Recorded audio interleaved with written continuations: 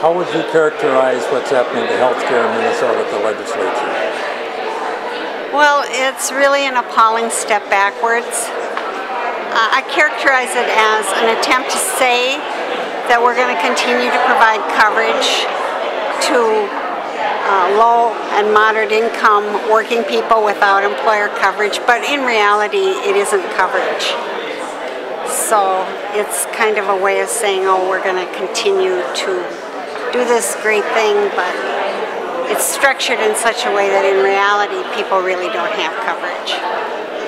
Well, I don't think that it'll be signed by the governor. So it's going to have to be quite a bit of discussion to get to something that can be signed by the governor, and we don't have very much time left to do that. Well, what about revenue increases? The governor can't initiate that. Well, I think that there needs to be discussion about that also.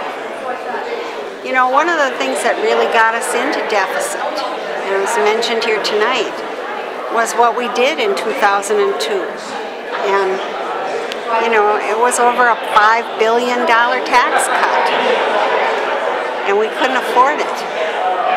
But we haven't done anything to redefine that, to reform how we did that, to restructure it so that it is affordable. And so that discussion does need to happen. Well, I think you deserve the recognition you got tonight, and thank you for so many years of service. Thank you.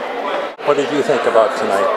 Well, you know, it's good to listen to Governor Carlson talk about the work that happened. I was a young nurse and a new Minnesotan when Minnesota Care was adopted, so it was good to listen to him talk about that time, and I think it was important to hear someone with his history talk about how important it is to have participants from both parties bring their best people forward with good, sound ideas, and based off of that, you can find a solution that works for Minnesota.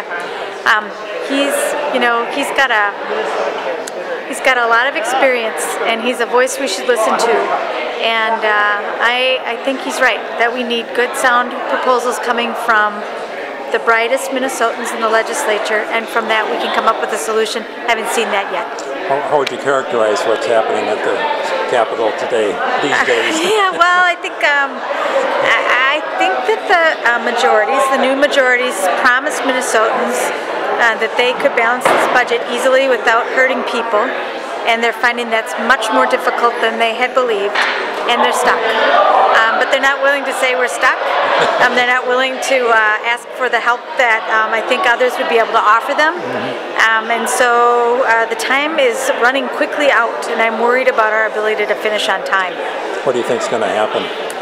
I think that the Republicans will understand that because they're in the majority, they have to pass a budget. And so we will see them now move more quickly.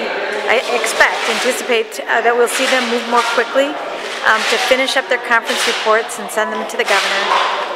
And there won't be the time that I think we'd all hoped there would be to try and negotiate an outcome that would be good for Minnesota.